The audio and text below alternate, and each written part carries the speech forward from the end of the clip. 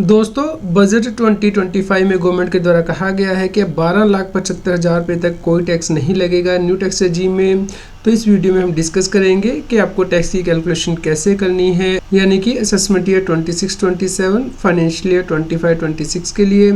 दोस्तों आप इस वीडियो को अंत तक जरूर देखें और सभी लोगों के साथ शेयर करें, और रेगुलर अपडेट के लिए आप हमारे व्हाट्सएप चैनल को सब्सक्राइब कर लें। QR कोड आपकी स्क्रीन पे भी दिया गया है और वीडियो के नीचे कमेंट में भी पिन किया गया है। रेगुलर अपडेट के लिए CS Bir Singh YouTube channel subscribe कर लें और नोटिफिकेशन बेल भी प्रेस कर दें। तो नई टैक्स रेजीम में गवर्नमेंट के द्वारा स्लैब रेट बदल दिए गए हैं। जैसा कि आप यहाँ पे देख सकते हैं, 4 लाख रुपए से ज़्यादा की आपकी इनकम है तो ही आपको टैक्स पे करना है। तो यहाँ पे लोगों को ये कन्फ्यूज़न थी कि जो टैक्स है वो तो 4 लाख से ऊपर हमारा स्टार्ट हो रहा है, जबकि गवर्नमेंट के द्वारा कहा जा रहा है कि 12 लाख रुपए तक की इनकम पे आपको कोई टैक्स नहीं पे करना है। तो दोस्तों इसकी टैक्स कैलकुलेशन हम लोग समझेंगे इस वीडियो में, तो आप इस वीडियो को अंत तक जरूर देखें। तो जैसा कि आप यहाँ पे देख पा रहे हैं कि जो टैक्स स्लैब है वो यहाँ पे दिए गए हैं। हर स्लैब रेट के अकॉर्डिंग जो टैक्स रेट है वो चेंज हो रहे हैं। तो अब जो 30% का टैक्स है वो तभी लगेगा यदि आपकी इनकम 24 लाख से एक्सीड हो रही है। तो दोस्तों चलिए हम एग्जाम्पल के द्वारा इसे समझ लेते हैं।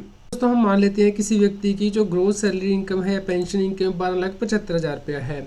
अब दोस्तों लास्ट ईयर के बजट में गवर्नमेंट के द्वारा जो स्टैंडर्ड डिडक्शन 75,000 रुपये दी गई थी सैलरीड एम्प्लॉई को, पेंशनर को, तो इस प्रकार इस साल भी ये जो डिडक्शन है वो कंटिन्यू रहेगी। तो 12,75,000 में से 75,000 की स्टैंडर्ड डिडक्शन लेस हो जाने के बाद आपकी इनकम यहाँ पे जो नेट सैलरी इनकम या पेंशन इनकम बनती है 12 लाख रुपया है।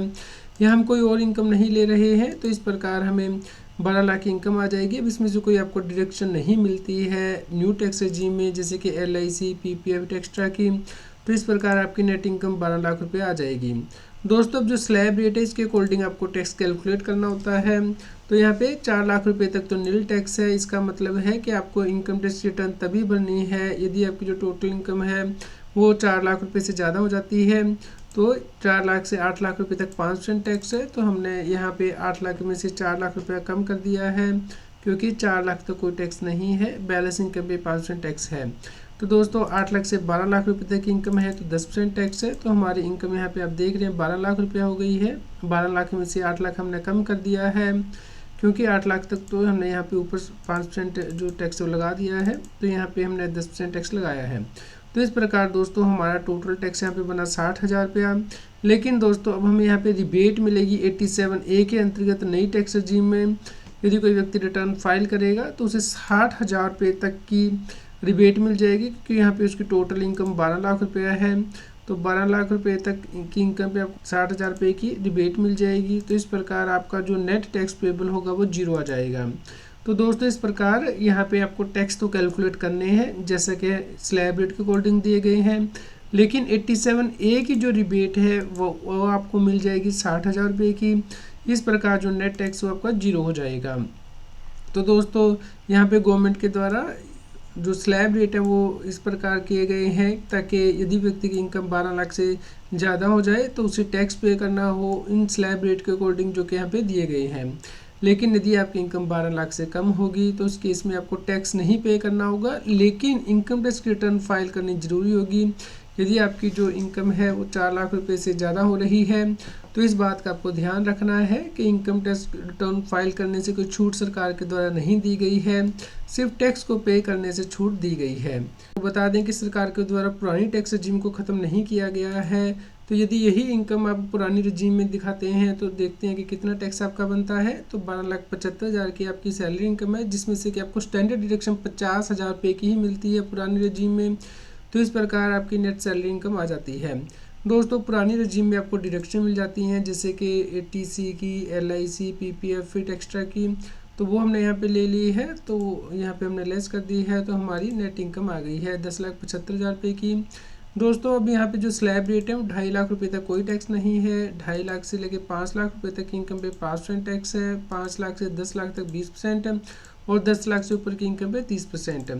तो हमने यहाँ पे टैक्स कैलकुलेट कर लिया है। 5 लाख में से 2.5 लाख लेस करके 5%, और उसके ऊपर जो इनकम हमारी हुई है 10,75,000 है, इसलिए हम 10 लाख से एक्सीडिंग इनकम पे सेपरेट टैक्स रेट लगाएंगे। तो 10 लाख में से 5 लाख लेस करके हमने 20% टैक्स लगा दिया है।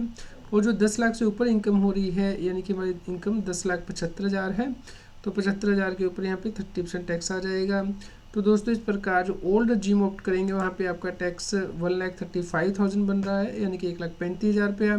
अब इसके ऊपर दोस्तों आपको 4% एजुकेशन सेस भी देना होगा और आपको कोई रिबेट यहाँ पे नहीं मिलेगी, क्योंकि ओल्ड रजीम में तो 5 लाख रुपए तक ही आपको रिबेट मिलती है, लेकिन आपकी इनकम 10,75,000 है यहाँ पे। तो इस प्रकार आपका जो यहाँ पे टोटल टैक्स बनेगा 1,40,400 रुपया बनेगा। तो दोस्तों यदि आप सैलरीड एम्प्लॉई हैं तो हर महीने आपका TDS काट लिया जाता है। तो अगर आप इसे 12 से डिवाइड करेंगे तो हर महीने 11,700 रुपये का आपका TDS कट जाएगा। तो इस प्रकार यदि आप नई टैक्स रजीम ऑप्ट करेंगे तो आपको 0 टैक्स पे करना है, लेकिन यदि आप ओल्ड रजीम यहाँ ऑप्ट कर रहे हैं तो 1,40,400 का टैक्स आपको पे करना पड़ रहा है।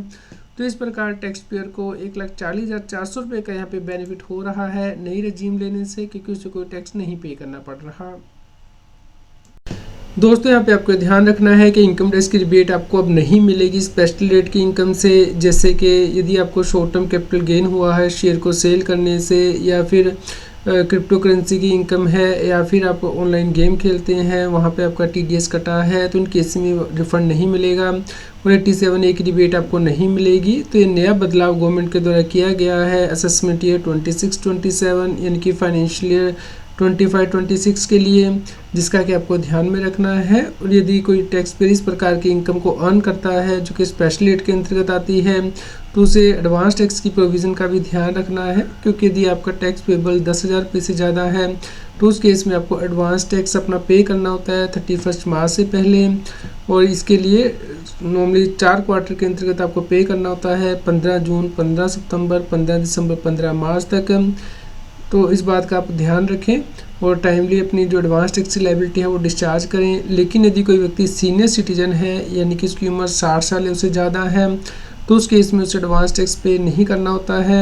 जब वो अपनी इनकम टैक्स की रिटर्न फाइल करता है उस वक्त वो अपना टैक्स पे कर सकता है, लेकिन इस केस में उसकी बिजनेस एंड प्रोफेशन से इनकम नहीं होनी चाहिए। यदि उसकी बिजनेस एंड प्रोफेशन से इनकम है तो सीनियर सिटीजन व्यक्ति को भी एडवांस टैक्स पे करना होता है।